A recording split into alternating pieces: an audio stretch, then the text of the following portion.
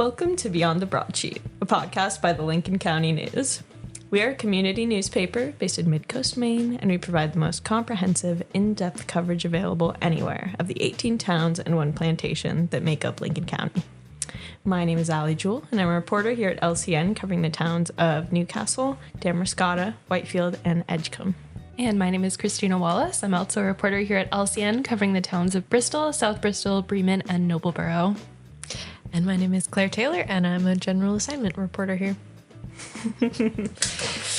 Last week, general assignment reporters Claire Taylor and Christina Wallace talked through some exciting local business updates. After reading off this week's headlines, Christina will chat with Christina Belknap, Lincoln Theater's executive director, about the theater's recent renovations. But first, here are some of the top stories from the Thursday, November 6th edition of the paper.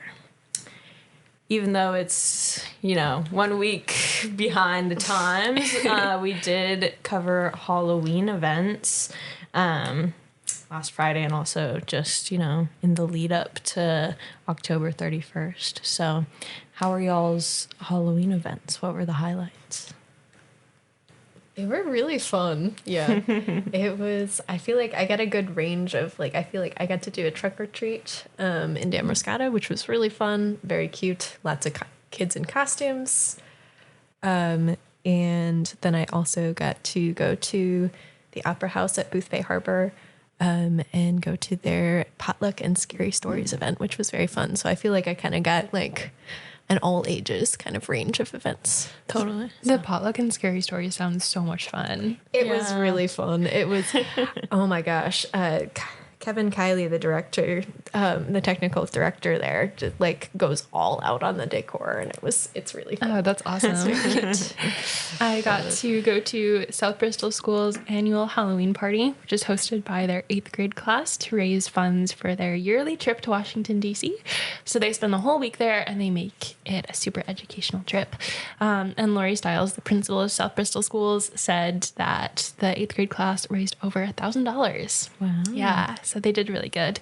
But they had a dunk tank, and the 8th grade class took turns being dunked and dunking each other, which was really sweet. That is very fun. They had a haunted maze in the school. And then they also do a cakewalk. So every year, parents from the 8th grade class bake cakes, and they do a musical chairs game with the cakes and all of that. So it was really cute. Lots of cute kids in costumes, which made me really happy. Yeah. So yeah. That's sweet. Yeah, I went to the Wiscasset parade on Friday, and that was when my mom was in town, so I had her tag along for that reporting assignment, and it was really sweet to the parade was mostly just kids and their families and trick-or-treaters of all ages just walking down the street. So it was just fun to get to see everyone's costumes at once, and yeah, just see all the spooky spirit. Yeah, it was really sweet. Some kids had some really creative costumes too. Okay. What were some of the best costumes you saw? I would say for me, an entire family of kids dressed as minions was super cute, and I really appreciated that. There were some pretty elaborate ones, or elaborate and creative in ways that I feel like I would never have been able to come up with. There was a kid who was dressed up as a cuckoo clock. He had a full constructed cuckoo clock, and he was the little bird in the. Aw. That's awesome. So sweet. Really cute. Dang. Yeah. The one that has stuck in my head for whatever reason was one of those, the inflatable ones where it looks like the person is riding some kind of creature. There was a woman in one that was a unicorn, and I had never seen that one before, so I was very intrigued. But Very sweet. A classic. Indeed. But yeah, even though it's a week late, it was a good Halloween and good to celebrate with some cool events. Yeah, it's fun to see all the different ways that the community does celebrate.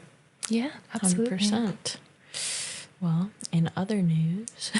Well, moving on to the next holiday, I suppose, Veterans Day. We have a story this week about a veteran couple for whom service comes in many forms. If not for tradition, the Baileys might not have enjoyed the life they've shared for the past 61 years. James, Jim, and Nancy Bailey of Damariscotta met while they were both serving in the U.S. Air Force. They married a few months after Nancy mustered out in 1964. The pair lived together in Shreveport, Louisiana, before moving to Maine, where Nancy grew up. Nancy worked as a nurse, and Jim worked in construction and as a mail sorter for the U.S. Postal Service before they both retired. They now spend their time volunteering and finding ways to help others. We are the happiest when we can We are the happiest when we can do something to help someone else, Nancy said. Very sweet. Yeah. Sorry.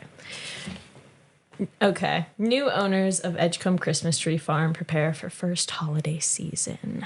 Riley and Brian Dunn hadn't planned on opening or owning a farm, but when Greenacre Tree Farm in Edgecombe went up for sale previously, the pair couldn't pass up the chance to own a Christmas tree business. The pair, along with their 2 kids and extended family, moved from Arizona in March to start the year-round process of Christmas tree farming. Planting, trimming, mowing 17 acres of land, the whole shebang. And it's been a long lead up, but it's finally time for the selling season. Greenacre Tree Farm opens to customers, or already did open, on Friday, November 7th, and will stay open until Sunday, December 21st. That's super exciting. Yeah. Boy, I bet the jump from Arizona to Maine in March must have been a little bit of a rough start. But. Yeah. When I was kind of asking them, just like in general, what some of the lessons have been, they're like, no season is permanent. But they were saying it's been like a lifelong dream to move to Maine. So they're well, and what a way to do it too. That's so cute. Yeah, absolutely. Yes. Yeah, That's and awesome. I walked around the farm with them, and one of their kids was with us, and I was like, "This is like a dream childhood, growing up on a Christmas tree farm. Like, that's awesome. That's awesome." In news out of Jefferson residents validated the town's 3rd education proposal with a vote of 667 to 510 during the Tuesday, November 4th referendum election. The revised budget totals $9,369,346.88, which is a decrease of $677,470.98, or 3.97% from the second version. Residents failed to validate both of the previous iterations of the budget at the polls, with the second version failing on August 12th with a vote of 279 to 152. The latest figure marks an increase of $818,950.30, or 9.58% from the fiscal year 2025. Danielle Bernier, the chair of the Jefferson School Committee, said, "I want to thank the committee and the administration for their hard work with this budget. Together, we were able to reduce the final budget while keeping the needs of all of Jefferson students as the top priority." So glad that they were finally able to validate that after 3 attempts. And yeah, looking forward to hopefully business as usual for the Jefferson School Committee moving forward. Totally, yeah.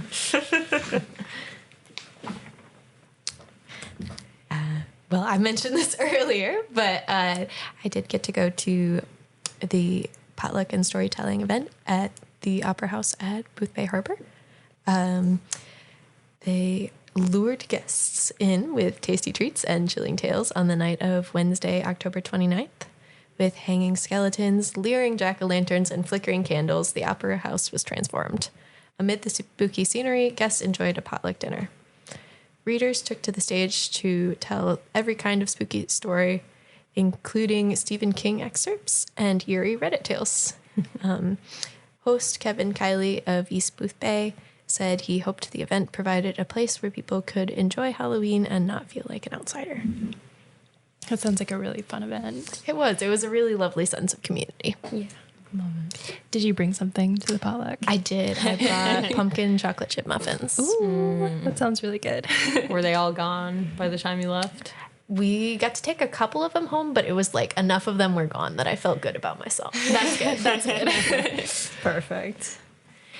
In some county news, commissioners weigh DA allocation following $1 advisory committee vote. After a near zero allocation recommendation and concerns around criminal justice in Lincoln County, the Board of Commissioners must decide how much the district attorney's office will get in the next county budget. District Attorney Natasha Irving attended a budget workshop on Thursday, October 30th, and the Commissioners' Tuesday, November 4th meeting to address the Advisory Committee's $1 recommendation and possible budget cuts related to her prosecutory success. Advisory Committee members in attendance said they did not have any ill intent when making the protest recommendation. Richard Powell of Nobleboro said there are community concerns surrounding repeated offenders.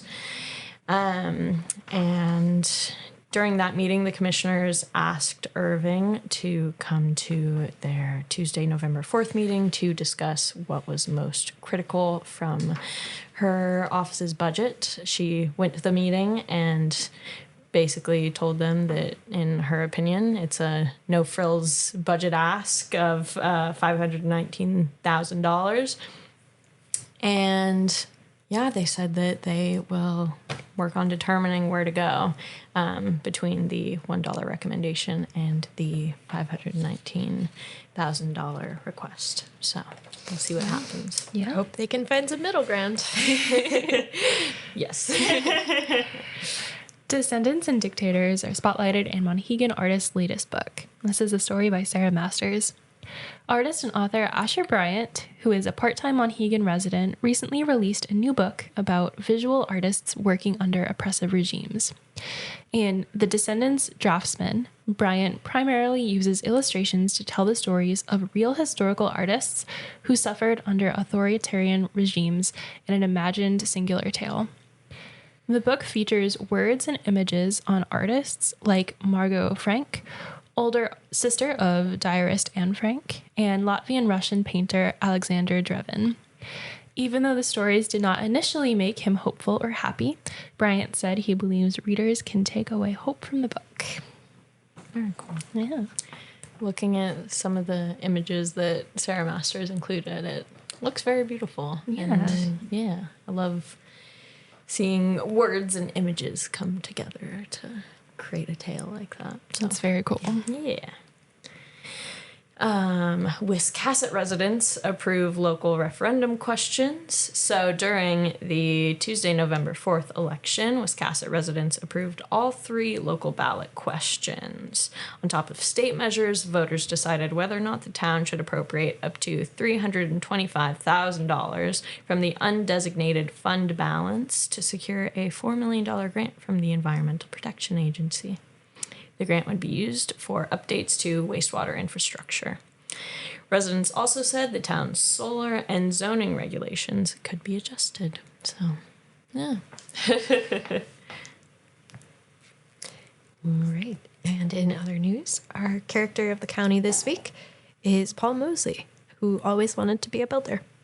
Born and raised in Maine, self-employed handyman Paul Mosley knows he's been dealt a lucky hand. Before settling in the Mid-Coast, Mosley spent his 22-year career in the U.S. Navy as a builder, working all over the world on projects big and small. Mosley was set on becoming a builder before he was drafted into the Vietnam War in January of 1971. He enlisted on the condition of joining the Seabees as a builder. To learn more about Mosley, pick up a copy of the paper or go to lcnme.com. And now Christina will chat about the Lincoln Theater. Spelled the same as well. It's awesome.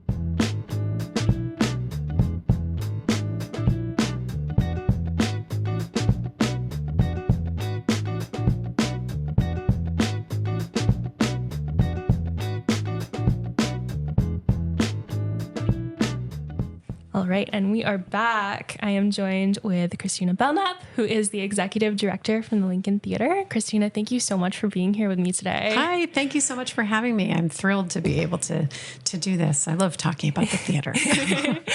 So recently, the Lincoln Theater underwent some pretty major renovations, and you had a reopening gala. We did, yeah. So at the end of August, we closed for some renovations to the theater lobby. So the theater itself is 150 years old this January. Oh, wow. And that is a really exciting milestone. So we want to make sure that we celebrate her birthday with a nice makeover, setting her up for her next 150 years. We also had a executive director prior to me, Andrew Fenneman, who did amazing things for the theater. The theater had mortgages and it wasn't open for a lot of programming. And he came in and he worked with people to get rid of the mortgages. He developed a membership program. So this lobby is really in dedication to him. We'll have some sort of special dedication event with him, hopefully in January, but at some point in 2026, so we can celebrate all of the incredible things that he did. But part of the lobby renovation, this first phase, we did a lot of cosmetic work. So the theater lobby used to be a baby blue color with a dark blue carpet, and it was lovely, but it didn't really meet the same feeling of the auditorium, which is a gorgeous space. It's got these silk brocade panels on the walls, red seats, the black stage and the dark proscenium opening to the stage. And we really wanted to make it feel like a more cohesive space and have that nice, warm theater feeling when you first walk in. So the first phase of renovations really was most of that cosmetic work. We did some alterations to the floor so we could level it out, and new paint, new light fixtures. And then we have some plans for phase 2 that are coming up next year. That's awesome. So when did the discussion for these renovations start? It's been going on for a very long time. That's an interesting question. I have learned a lot about renovations and how long everything takes. We started talking about this in 2021. And that was the year that he and I were transitioning. So we were spending a lot of time focusing on just how he was going to step out and I was going to step in. And then that first year that I was running the theater on my own, his advice was don't put too much time into thinking about this renovation. So while we were getting ideas and sort of putting things into motion, nothing really started moving until 2022. And that was when we brought in an architect, and they were terrific, but some of the initial plans ended up being things we couldn't do, and getting a contractor and then subcontractors. So altogether, it's been about 3 years until we actually saw something finally happen, which was very stressful and very exciting once they actually were in there tearing up the floor. I can imagine that would be such a good feeling, like finally seeing that progress happening. Yes. So can you kind of go in depth over specifically like what the renovations were and really your reasoning behind having those specific renovations done for the first phase of it? Yeah, sure. So there are some things. The building, like I said, is 150 years old. So if you stand in the lobby, you can see where there are spots that are not level, and you can still see some. But one of the things with pulling up the floor was we were able to fix some of the spots where it was sinking a little bit here and there was a, pretty significant ramp connecting one portion of the building that's fairly new, probably about 20 years old, that connects to the 150-year-old building. And we really wanted to make that a safer space, level it out the best that we could. So that was one of the most important things. And then really just updating it so that it felt more like a welcoming theater space.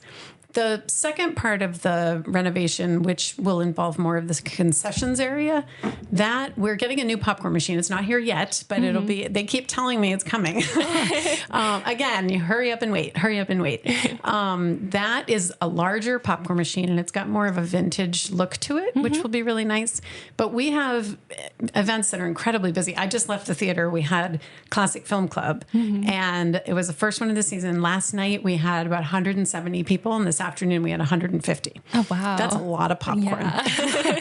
And it's hard to keep up. So this new popcorn machine will help. That's huge. It seems like not a big deal, but it's huge. Yeah. We also put cup holders on all the seats, which it's really fun when you're in the auditorium and you hear people going, oh my gosh, these cup holders are great.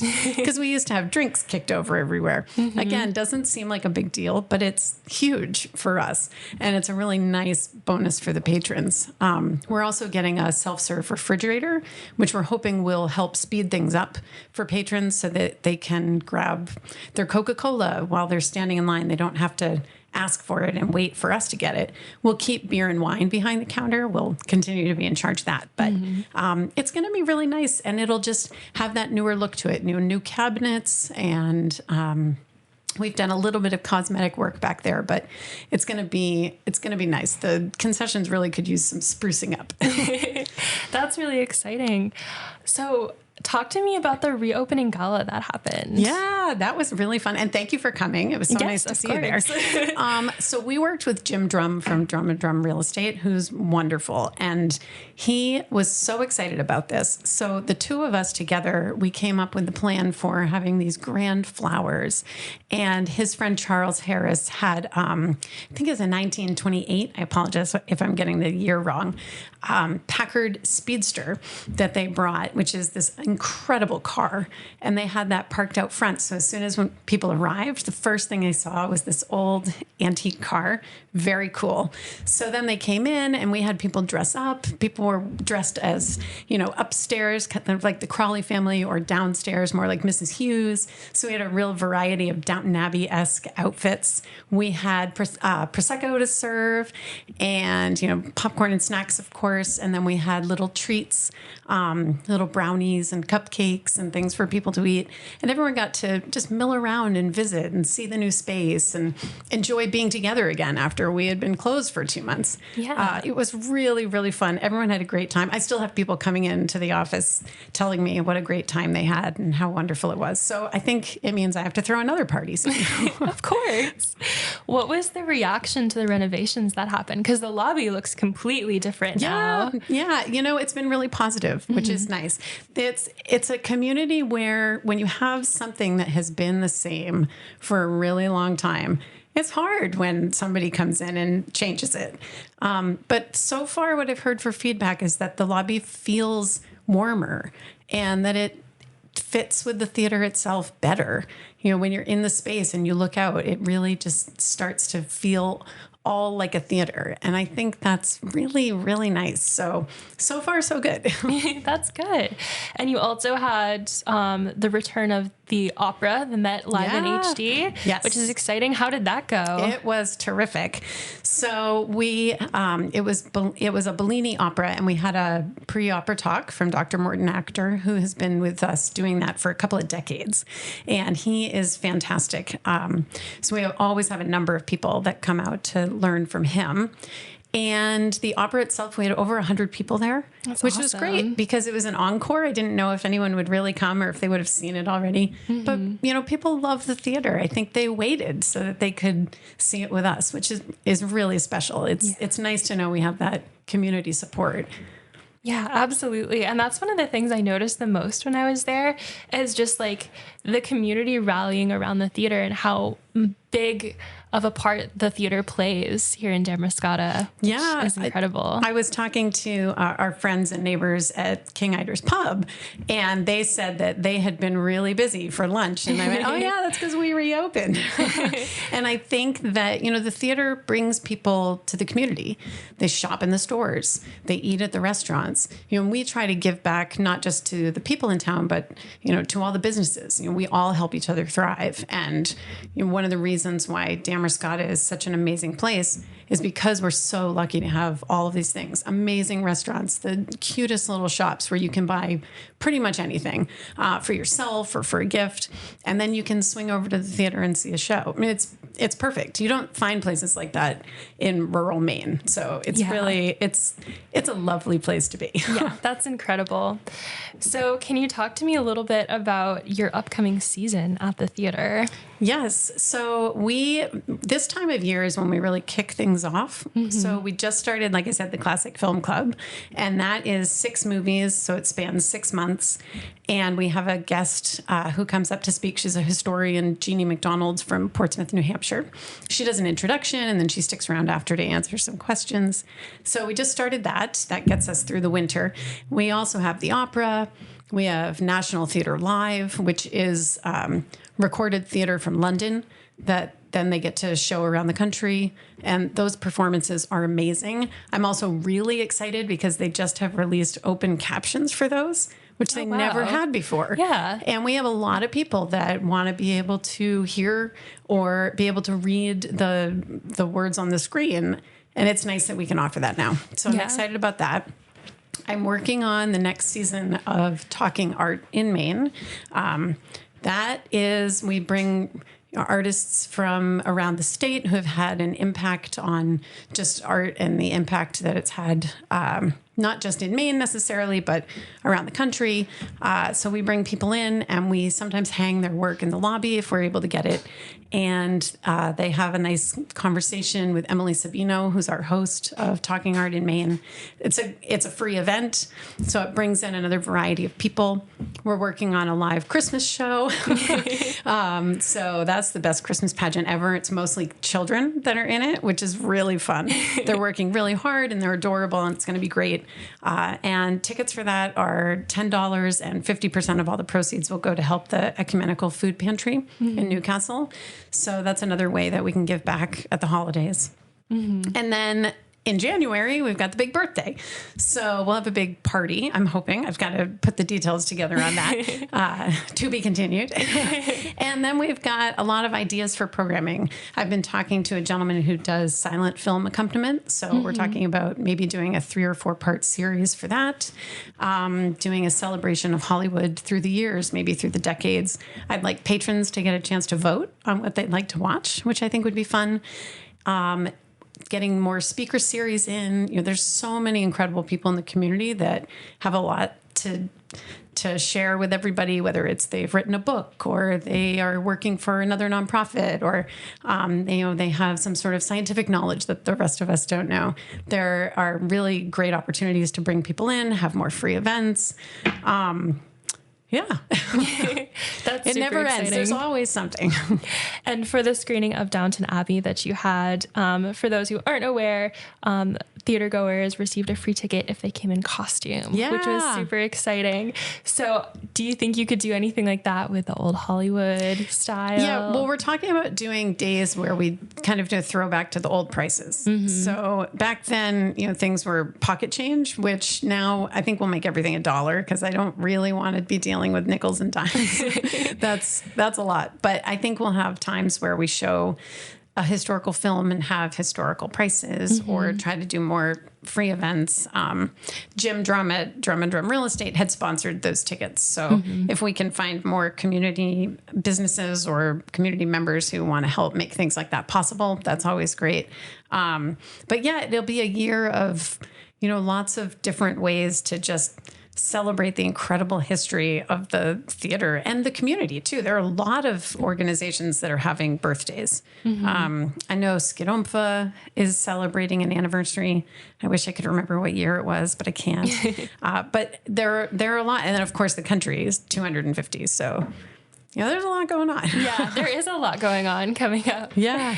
Well, Christina, thank you so much for sitting down with me. Absolutely. It's my pleasure. This has been really fun. Yeah. Thank you for having me. Of course. And if anyone would like to get more information on the theater, where can they go? Oh, absolutely. You can call me at 563-3424, or you can email me at either info@lincolntheater.org, or you can just stop by. I'm at the theater pretty much every Tuesday, but then I'm often just there. I don't have necessarily office hours on the other days of the week, but if you walk by and the light's on, I'm in there. So come on in and say hello. I love getting to chat with people just about who you are and why you love the theater. And I also love answering questions people have about programming. I love hearing people's ideas. Oftentimes we'll be playing something at the theater and it's because somebody stopped me on the street and said, hey, have you heard of this movie? I'd really like to see this. I can't think of everything on my own. So I really love hearing what the community wants. That's amazing. I know I'm really excited for the theater's upcoming season as a newcomer. So we have a lot of fun stuff. I hope everyone else is looking forward to it as well. And we will see you next week. Great. Thank you so much.